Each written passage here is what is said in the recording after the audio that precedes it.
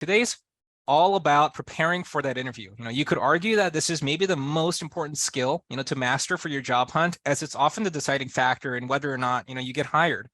Now, how you communicate in your speech, your body language, and more, all of these things and more are tested during this very critical juncture of your job search. So, that's why we got just the right person to teach us everything she knows about this essential skill. And today's speaker is Kelly Sigmund, and she's a 1989 graduate from industrial engineering. Some of you may have seen her last week, and some of you might be seeing her for the first time. Okay, so Kelly Sigmund is a former vice president of customer experience for the USPS. That's the U.S. Postal Service. She developed effective customer strategy for all aspects of USPS. Sigmund is a member of the Dean's Leadership Board and the College's Hall of Fame 2019 class.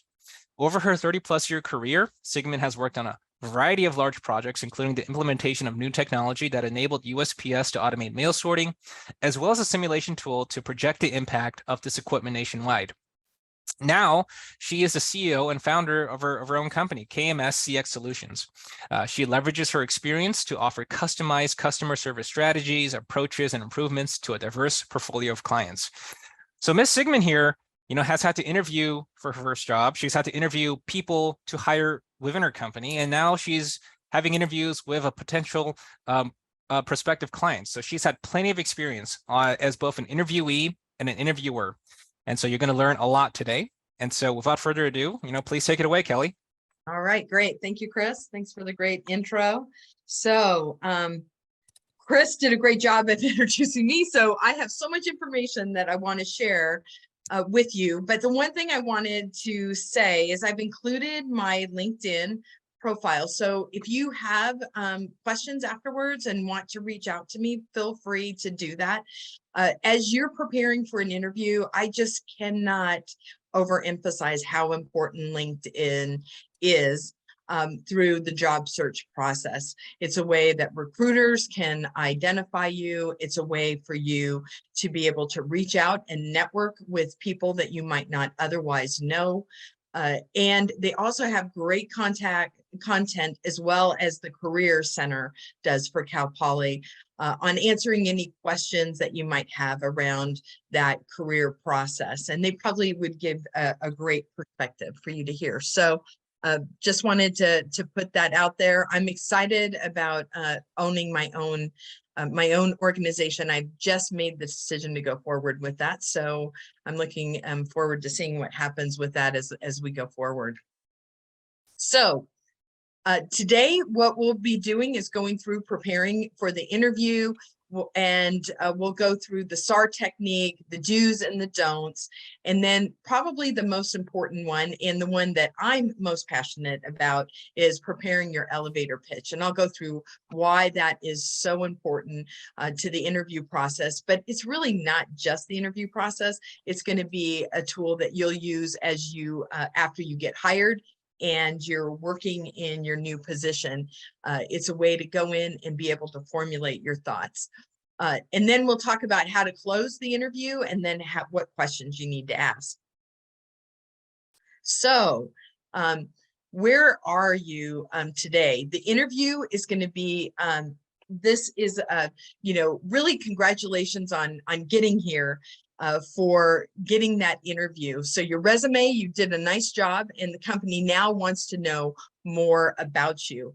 And the interview is really your time to shine. It's your time to be able to let that organization know more about you and why you're the best candidate for them to hire.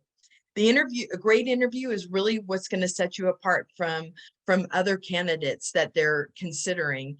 And it really is the primary factor of why people do hiring. I can't tell you in my career how many times I found out that I thought that I had the perfect candidate on paper, and then we had that interview and things really completely changed. So that's the reason why this interview is so important.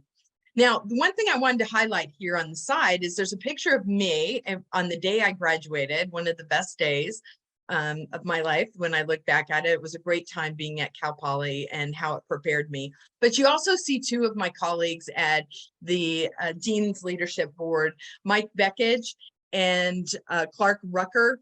And they also helped develop a lot of this material as we go forward. So it's been something that the three of us have been working on together in the past. So before the interview, and it turns out there's a little automation here that I wasn't, I didn't realize until as I'm going through here. So please forgive me for it being off a little bit. But what I wanted to highlight in here, we have a lot of information that you'll be able to go through after the seminar. But there's some of the key things that I really wanted you to focus on this slide. And the first one is research.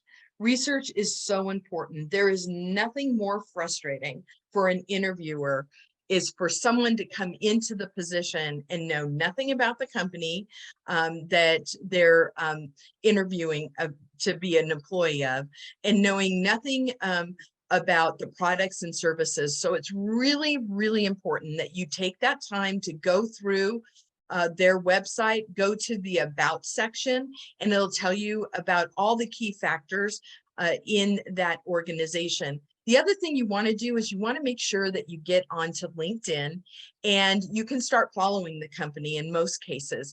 And when I've been going through the interview process, what I found is by following the company, I got so many insights into what was really important to the organization, because they're only going to publish those things that they care about most. So it really helped get information. It's also a great way to research who's going to be interviewing you. And if you're able to know who you might possibly be working for, you know, being able to research them to be able to know more about their career and what got them there. Because when you're doing that interview, you're trying to create a personal connection with the interviewer by answering the questions that they're giving you. So it's really important that you do that research. The one thing that you need to be prepared for is, you know, those interviews might initially be on the phone or they may be on a video conference. So it's important that you look polished. So I'm going to give you a story. My older son just recently got a new job, and he had asked for some for advice on the interview, for his telephone interview, and we recommended that he get dressed up for it, because we felt, you know, it really makes you feel different. It makes you feel more in charge and really project yourself well. And much to his surprise, he did exactly what we had suggested that he did do. And much to his surprise, he got hired after the first telephone interview. Kind of an unusual situation, but a lot of it, he said, he felt a lot more confident because before he got there, he was polished. He knew exactly what he needed to do. The other thing that you do before the interview that's not on that list, which I would recommend that you all write down, is go back and look at the job qualifications and requirements of the position that you're going to be interviewing for.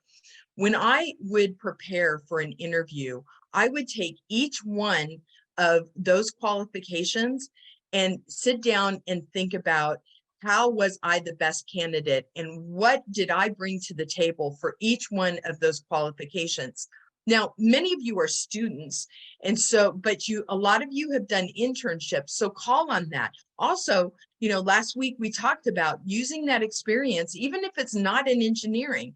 If you've been a manager of let's say a fast food place, or, you know, just think about those life skills that you've gotten and think about how you can answer those questions, potential questions that they'll be asking you about. Then there's always those standard questions that you can Google. We didn't put them in the presentation because they're everywhere, but you can Google what are the 10 most common questions that are asked, and you can, you know, come up with those answers. But if you really focus on those qualifications and from that job description, it will really help you focus on what you need to do. The other thing you want to do is you want to make sure that you're prepared for any type of questions that may arise from your resume. So one example would be a gap year. If you'd taken off a year, you may want to make sure that you're able to explain that. Last week, a couple people had questions about their, you know, their GPA. they, just make sure that you come up with an honest answer about, why your GPA might be what it was. I know for me, I was working full time through most of my time at Cal Poly. And so I'll say that, had I not been working, I know my GPA could have been a little better. And most employers, when they ask me that question, they were, and I explained the situation, most of them moved right on beyond that. And the good news is after your first job, most likely you won't be asked about that GPA much anymore after that. Now, there's some questions here about the second interview. The one thing that you want to do is make sure you think about those questions from the first interview. And next week, and I'll give you some more information about that, they'll really be covering that second interview and giving you more tips on that for the follow-up. Now, when it comes to that actual interview, especially if it's in person, you want to make sure that you're focused on making that eye contact with the person that you're interviewing with. You want to shake hands and you want to make sure that you sit up and you project your voice. And the one thing you'll see here is that SAR technique. And Clark Rucker actually, put this in the presentation, but interesting enough, I worked in a whole different industry, and we focused on that SAR technique as well for any of our internal applications. This is something that you will definitely not necessarily hear a lot about as you're before you enter the workforce. And so it's important. I would say that this is probably one of the most important things out of this conversation today that you take away is when you're thinking about those qualifications and how to prepare your thoughts. One way to make it concise is to think about the situation that you're going to be explaining. You can add what that task is if you want. That's what we did at the Postal Service. But the most important thing is to talk about what was the action that you took and then what was the result of that. That really helps the interviewer as they're listening to your response to their questions. It helps them be able to understand it in a very succinct way. Now, when they ask you that question, it's okay to pause. And I'll share with you that pause to you will seem like hours. It may even feel like centuries, but for that interviewer, it probably is realistic, only a few seconds. And it is not a bad thing for them to understand that you're a thoughtful person and you're thinking about how you're going to respond to a question. So you want to make sure that, you collect your thoughts before responding. You want to make sure that you're utilizing any of those experiences that you have.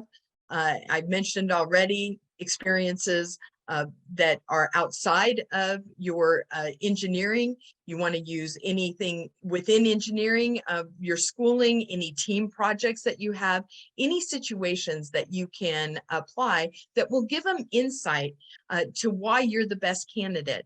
And remember that person that's interviewing you is really looking for, you to present your very best self in those moments. And that's why that prep is so important. It's also okay to ask questions and ask them to repeat the question, especially if you're having a hard time understanding it or you're not quite sure where they're going with that question. And then the next thing is it's okay to ask the interviewer, when can I expect to hear feedback? Or how many more candidates are you going to be hiring? How long will the process be? So it's always important, that was probably in my years of hiring people, that was probably the most common question I got. And it's always a reasonable question to receive. So it's good to ask those questions. And later in the presentation, we'll give you some more questions that you can ask. The reason why it's important for you to ask a few questions in the interview is it shows that you're engaged. You're not just waiting for those answers. You also want to be cautious about using responses like yes, no. That doesn't really give them insight as to why you're the best candidate. You really want to use that SAR technique, come in prepared, and have those responses that you can do. And the other benefit that that will give you is if they ask you a question that you weren't anticipating, you'll already have this 10 or 15 questions, potential questions answered, coming up using your experience, and you'll be able to recall those and hopefully be able to apply them. Because remember, these interviewers, most of you are going to be in entry-level positions, so they'll know that you won't have necessarily all the technical skills. But if you're able to go in and draw on other examples, that gives them insight into how you work and how you're going to, what type of employee that you could potentially be. The next thing is the last couple of things around that interview is, as I said, you want to be engaged and ask questions. So here's a couple of examples of questions that you might want to add. The one that I would really highlight is the training and onboarding. When I was graduating from Cal Poly, that was probably the most frequent question that I asked, so that I understood what was going to be involved. Was I going to be in training for 6 months for this position? Or was it going to be a 2-week training, and I was basically going to learn on the job? And there's nothing wrong with either one, but it's good that that you have your eyes open and you know what to be prepared for. You also want to ask about skills and certifications that are important to their organization, or requirements that they might have. And you may want to ask, how does that fit in to, if I'm hired, how will that fit in? And how to ask them about the work environment as well. That's also important. Is it a casual work environment? Is it, is there telework or not? Those are important things to understand, especially after the pandemic. Before the pandemic, I would actually never recommend that you ask that question. However, I think in today's environment, it's an important question to ask, because you might find out that they have the office closed on Fridays and they expect everyone to telework, so that you understand, how work is going to be once you get hired with that company. Then at the interview, at the end of the interview, is the time to really summarize your experience. I think in my whole career of going through interviews, I have never had an interview where it didn't end with, tell me why you're the best candidate for this position, or tell me, I would tell people, this is your time to shine, really convince me that I would be making the right choice by hiring you. And that's where you want to be very polished, and you want to be concise in your answers, and highlight those things that are going to be most important for that position. And that gets into an elevator pitch, which I'm going to go into the second section of this training today and go through that with you. So, are you ready for your elevator pitch?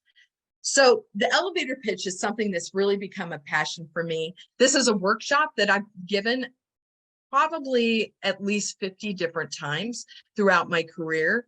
I feel really passionate about it, because what I have found is people don't take time to really think about how to present themselves. And you never know when that moment's going to come up, and you need to be able to really talk about yourself and present yourself in a concise manner. So what I'm going to do is I'm going to step you through how do you develop that elevator pitch as you go forward. It also offers you an opportunity to prioritize what is most important to highlight. Many of you, and we talked a little bit about that with the resume, many of you have lots of different experiences from your time at Cal Poly. You have lots of different experiences from your internships, and then you have lots of experiences from any work that you might have done while you were at Cal Poly. And so sometimes when you're thinking about how to put all that information together, you have lots of different things that you could cover. By going in and prioritizing it using this technique that I'm going to be going over, it really helps you filter to the very top. What's the most important thing that I want people to remember when after I leave that interview in this particular case, or you can also use this for a networking event. You know, when I get done talking to someone I've just met at a networking event, what do I want them to walk away thinking about me for the future? So we'll be going through what's some of the key points that you want to consider when developing that elevator pitch. And then I'm going to give you some techniques on how to draft your first elevator pitch. If this was a workshop that I would be giving, I would actually have you develop that elevator pitch so that you could begin practicing even in my workshop. But today we're not going to do that. So I'll go through it with you, and then we'll wrap it up. So when you're developing your elevator pitch, or you're thinking about, in this particular example, what are the things I'm going to highlight when someone asks, why should I hire you? Why are you the best candidate? You want to think about what are the most important facts I want to communicate.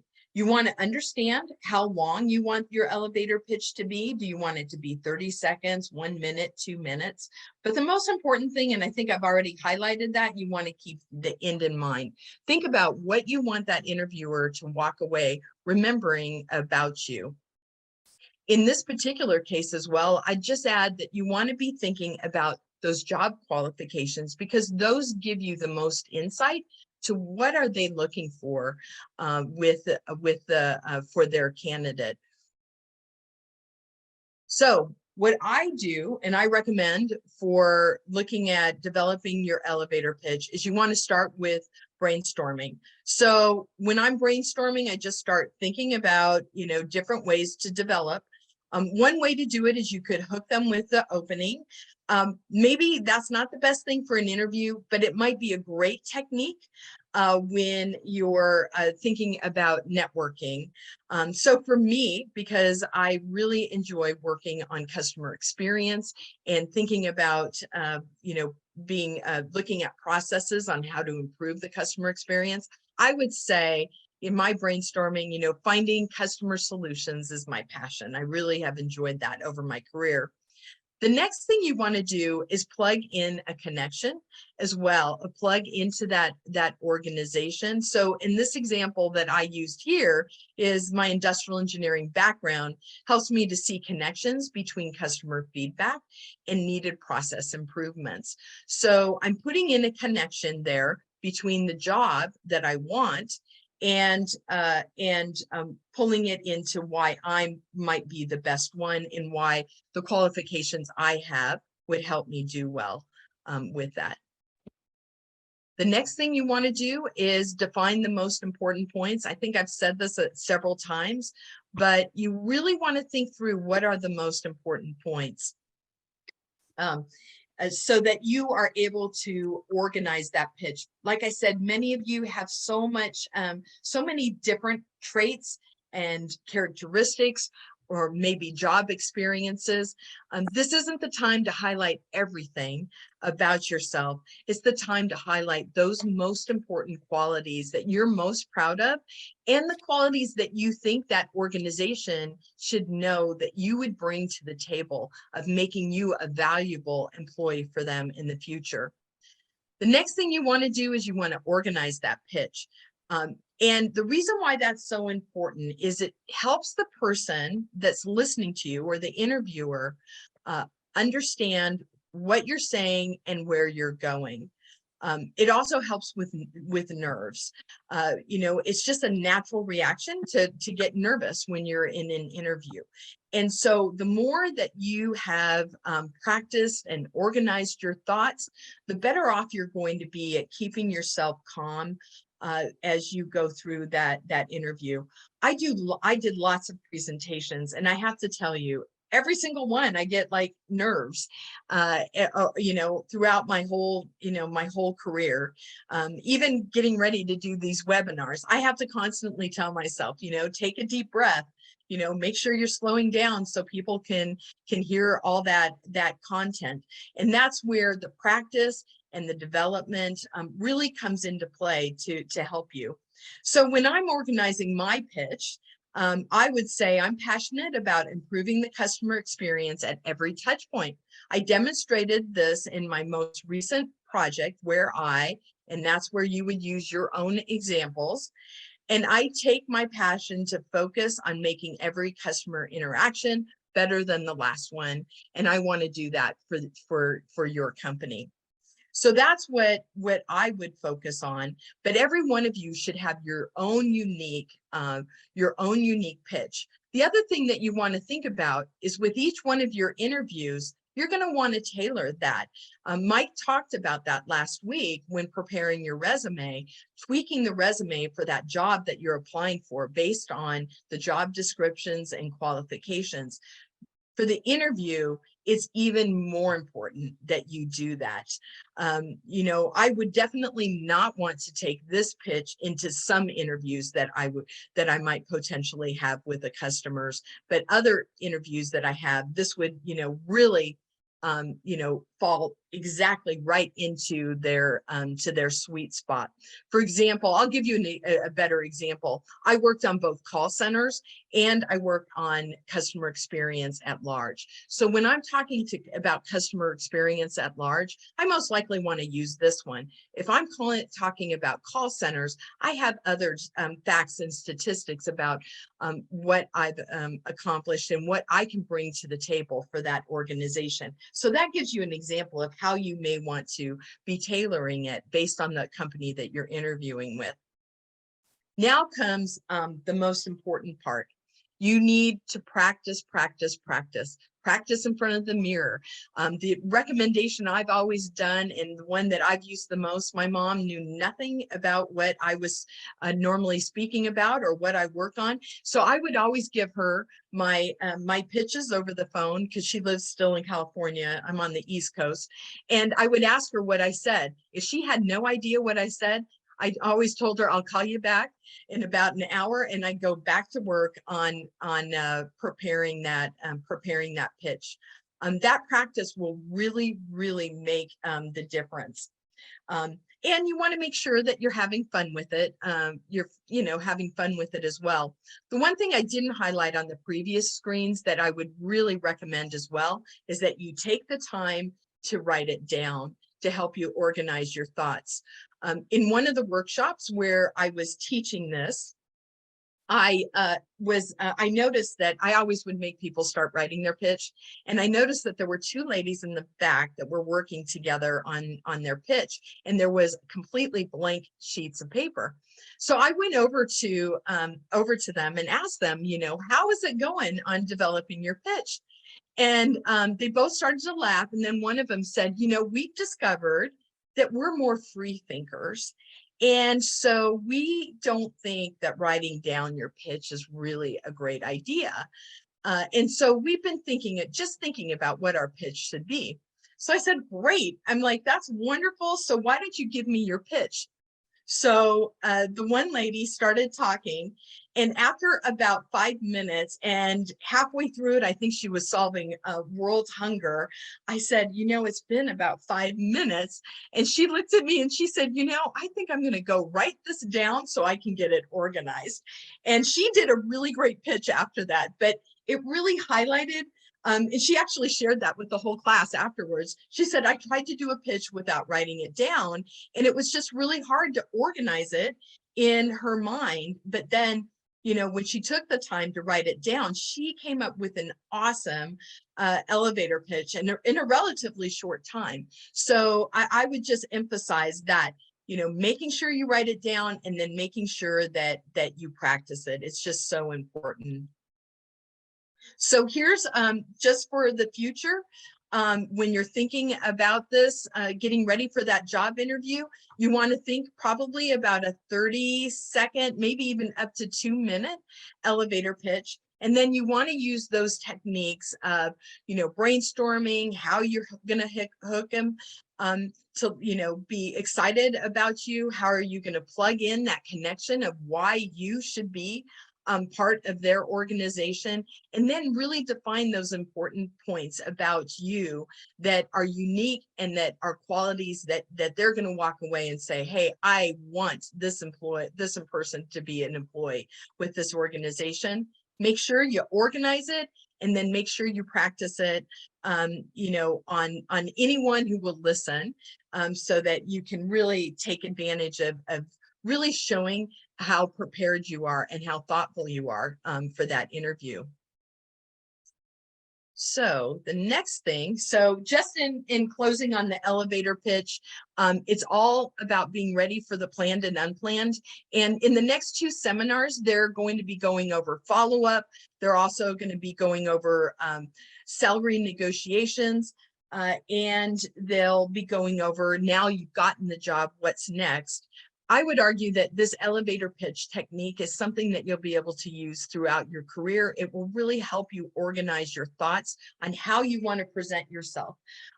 Oftentimes as engineers, we work really hard on a project, and it really comes down to the way you sell it will be the way the organization will adopt that project going forward. And the elevator pitch can help you do it as you go forward. Okay, now to close out, one of the things that we felt was really important, as you go in, you do the qualifications, you write out your responses for those qualifications, so you're prepared, you're thinking of examples, but for that engagement, you really want to ask questions.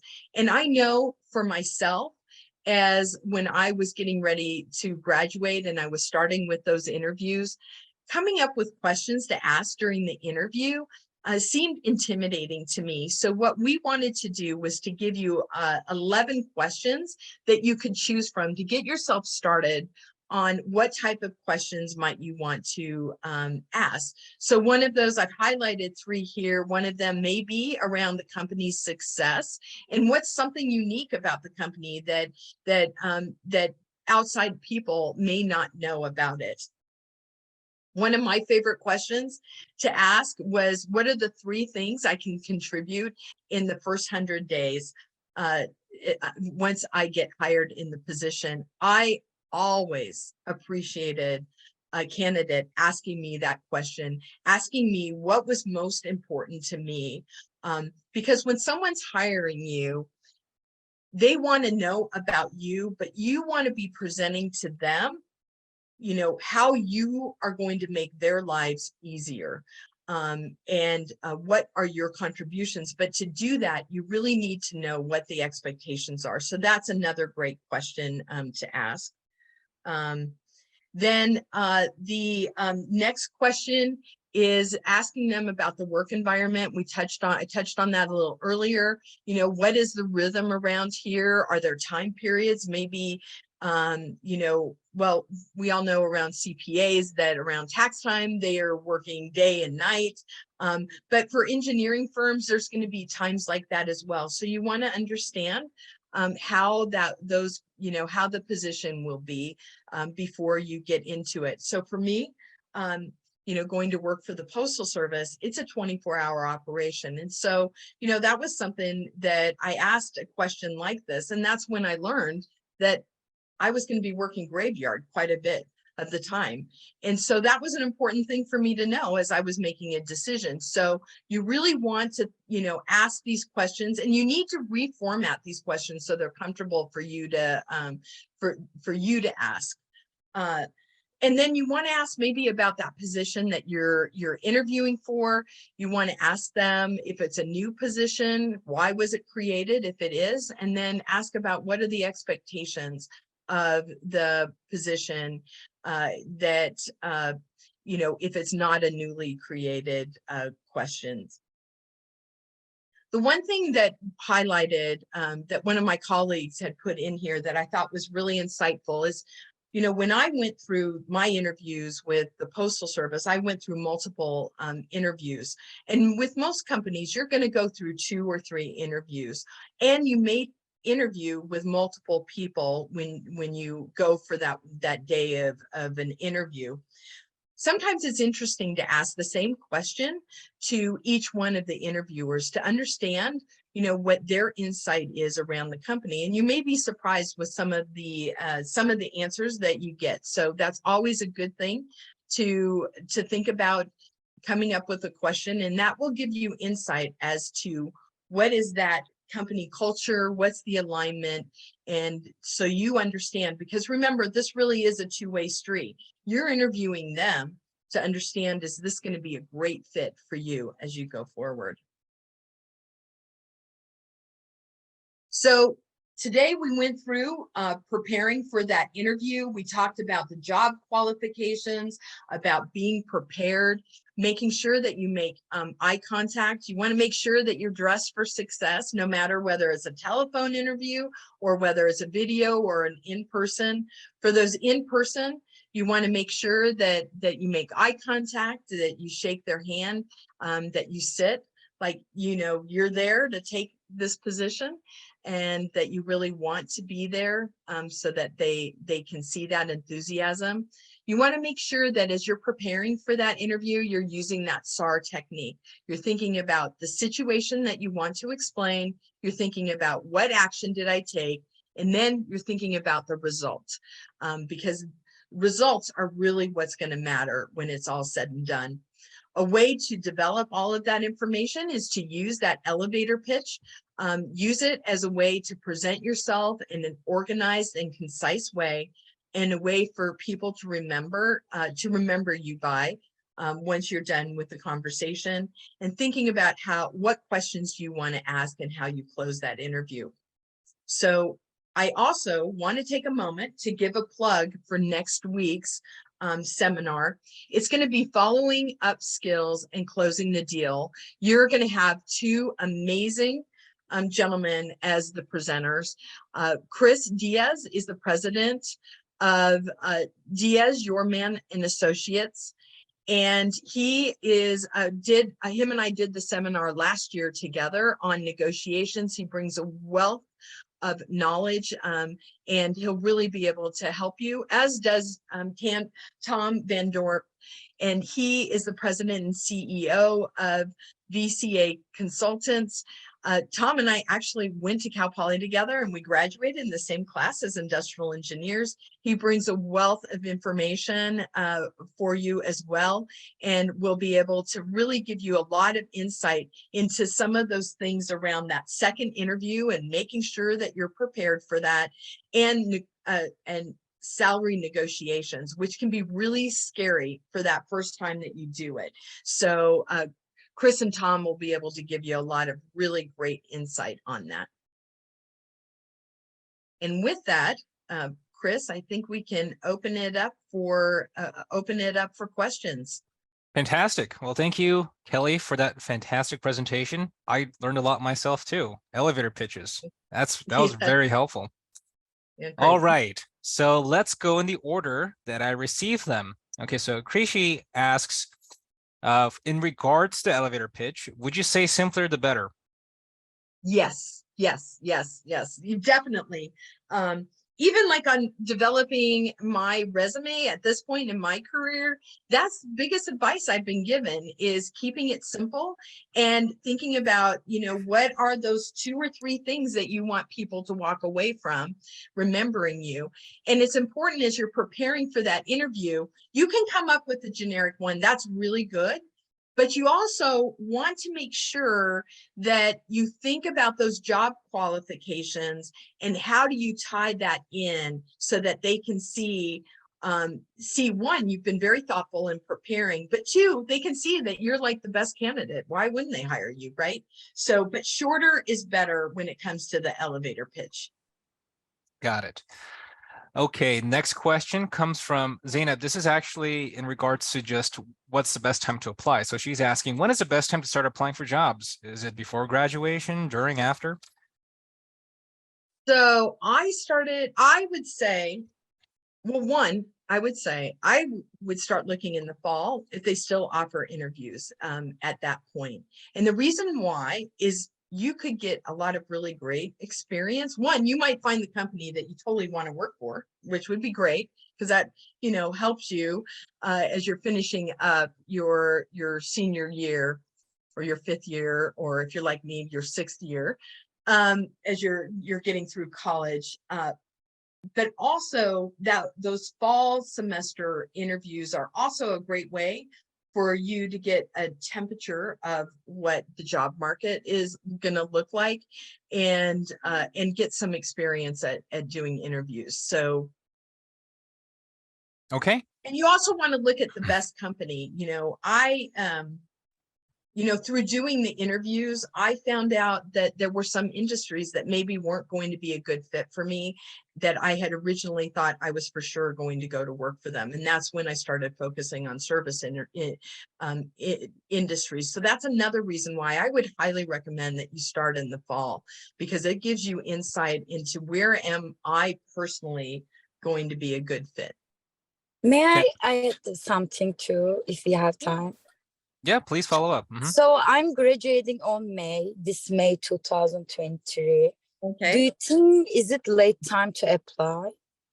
No, it's not too late to apply at all.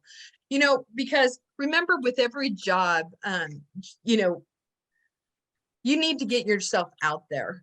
So it's not too late to start applying. You want to, you would want to start now. And because it's an entry-level position, they're going to see on your resume that you're not applying, you're not graduating till June. And that will probably be their expectations, but I would recommend that you'd start, but I don't think it's too late at all. But it's a good time to get started. I don't know. I did interviews in the fall. That's when I found out that I wanted to work for different industries than I realized.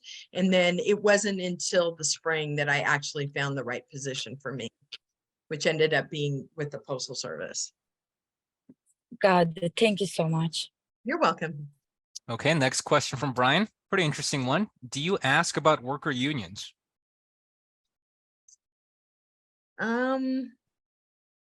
That is a really, really great question. And I don't think there's any problem with asking about the unions and how unions interact with that organization. I don't know if the context is, you want to know whether you're working in a unionized environment and you'll be interacting with the unions in your position, or are you thinking, am I going to have to join a union? So it's not a bad idea to ask about that. I don't know that I ever thought to do that myself, but I don't see any harm in doing it. But Chris, this might be a question that I'm going to ask my DLB colleagues, and maybe we can publish an answer on that to get some of their thoughts on it. Yeah, that sounds great. What their thoughts are on that. I don't see a problem with it, but I'd like to see what their thoughts are. Yeah, so this is actually a good point that Kelly brought up. If we have questions that we can't cover by the end of today, we'll take them all and we'll send them over to our DLB, and then you'll receive a Word document or a PDF with answers to those questions from various perspectives. Okay, next question. William Chen asks, should you tailor the elevator pitch like a resume? Is that recommended? Yes, definitely. Definitely, especially when it is well, for example, I'm going to a networking event next week. And so I'm tailoring it much like what you saw there. I actually prepared that. I actually was using what I was preparing for my networking event next week. I'm going to a conference. For your interview, I would go in and tailor it based on those qualifications, on what you bring, what you feel, what qualities, after reading that job description, what are your best qualities that would help fit that job? So I would recommend that you do. Now, you may want, like I'll always say, I'm passionate about the customer. I'll probably start every pitch with that. It's when I get into the details, when I say, And I've demonstrated that in the past by doing blah, blah, blah, blah, blah, blah. The blah, blah, blah, blah, I would tailor that to what you're interviewing for. Like I had shared, if I was doing something with the call centers, I would share how, the work I did with call centers. If I was doing something at larger around customer experience, I would share, the key qualities that I bring to the table on a larger CX Got it. role. Okay, Justin asks, can we apply these strategies to interviews for internships? Yes, definitely. All of these are completely applicable for your internships. There's really nothing. I would not change anything. It would, I think, for any interview. And as I shared, that's elevator pitch is a skill. I used it when I was doing my presentations, when in the workplace as well. How I would close any of my presentations, I always would develop an elevator pitch on how to do that. Okay. Zainab also has another question. Zainab, if you can just open up your mic and ask. Yeah. So when applying, my major is also industrial engineering. Okay, And great. I love our major, but it's kind of seems hard to when applying for the entry jobs, because we can literally work in like 45 different fields, like quality engineering, HR, in project manager, process engineer. So if there is a two open position at the company, how we can during the interview say if I'm not qualified on this position, like, I'm also open other position, like, because based on my experience, all interviewers ask like why you want this position. So like most of the positions are like safety engineering, quality engineering. It's so rare to find industrial engineer like named position. So during those time, like how to make it like, yeah, I want to be process engineer, but at the same time, like, open to be quality engineer too, like, inappropriately. Yeah. So I would say that that's where you go in and you do the tailoring. And you think back on your classwork and experience that you have. And when you apply for the quality engineering position, you may want to come up with points on why industrial engineering is so applicable to the quality engineering, and then what traits you have that would help with that. Or if you want to do the process engineering, apply for those positions. I think that's where you have to go in and you need to do that tailoring on that's where you'd want to go in and do the tailoring on your resume and highlight how you would be right for those various positions. Does that help?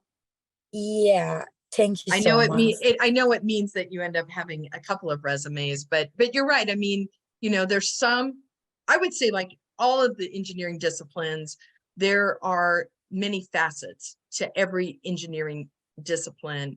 And most likely, most of you have found a part of that has made you really passionate about the degree that you're getting in. But there might be other areas that you would be interested in as well if you can't find that ideal area. And that's where you want to go and use that tailoring and come up with why is it that your degree has prepared you to do that job. Got it. Thank you so much. I appreciate. All right. Okay, looks like Chris Diaz, one of our speakers from next week, has decided to drop in. Chris, you got a question or something so good to see add? You. Hi. No, we can't hear you yet. No, yeah, can't hear you quite yet. Yeah. Okay.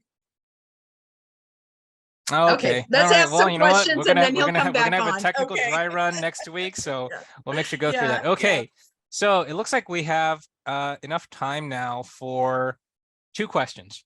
Okay, so the next question. Oh, this is something I think everybody want to know. What's the most common mistake you've seen interviewees make?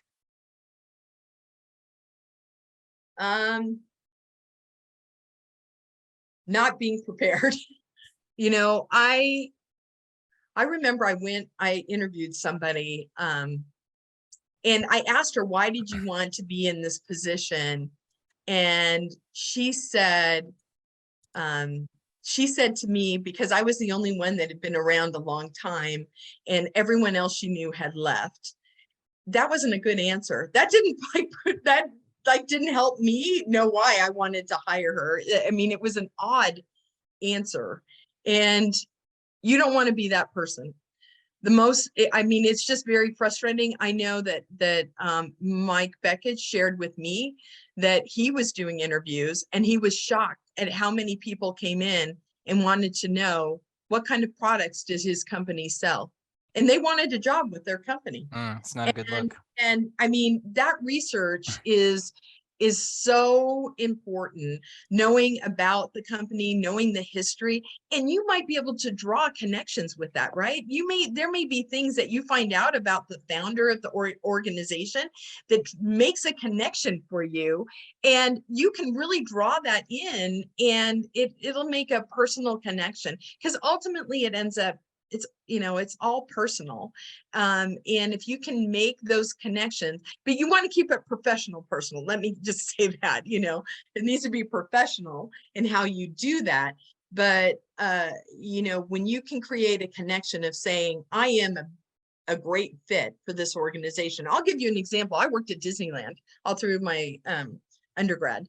And so they work 24 hours a day. So when I had an interview around the Postal Service, do you mind working other shifts? I was able to say, well, I did it all throughout my career. So if you can create, by doing your homework, and knowing those things, you can draw connections there that they can say, oh, that's not going to be a big deal. She knows how to work through graveyard. Sounds good. Okay, so unfortunately, we only have time for one more question. This is going to be from Edwin. Everybody else who had a question, I'm going to be putting it together into a Word document, sending it out to the VLB members, and we'll get several answers from a variety of perspectives. And if you have any questions beyond this chat, maybe once we are done today and you have questions you want answered, just send them over to me and I'll package them all into a Word document and ship them off for answers. Okay, so the final question today from Edwin comes from, what are some steps to take if we missed out on internships and the questions arise relating to job experience? So are you saying that you haven't had any job experience? Edwin, if you were in this room, turn on your mic and just speak to Kelly directly. Hi, I just mean by not being able to have some experience in anything that was interested in me, like during the time in Cal Poly, I did have experience, just regular jobs, but nothing relating to engineering, basically. Okay, I don't think that's a drawback. I mean, it's always good if you could get an internship, but if you haven't had one, I don't think you should let that should hold you back. I think the one thing though that you need to do is that when you're looking at those job qualifications, you need to think about your previous work experience and think about how is it that you could apply some situations that you had to resolve in your other work experience outside of engineering to meet the needs of that qualification. Because none of you, I don't know that anyone can ever meet all the job qualifications of any company. What you want the interviewer to walk away with is that the thought process of how to come up with solutions, because they don't want to hire someone that's going to be, knocking on the manager's door every day asking, what about this? What about that?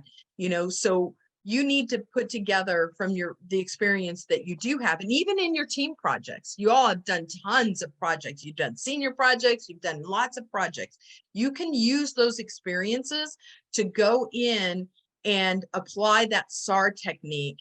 And just start by saying, I haven't had that specific experience, but let me tell you about something else that I did that I had to resolve, that I think that I would use this technique when I got into my entry-level job. And I think then you'll be good to go. But you don't need to be embarrassed. You don't need to be, you need to go in there confident and do your homework. You'll need to do your homework more than anyone else. But I would argue everybody has to do their homework. It's really the key for going forward. That's fantastic. So Remember, do your homework, and you've done your homework.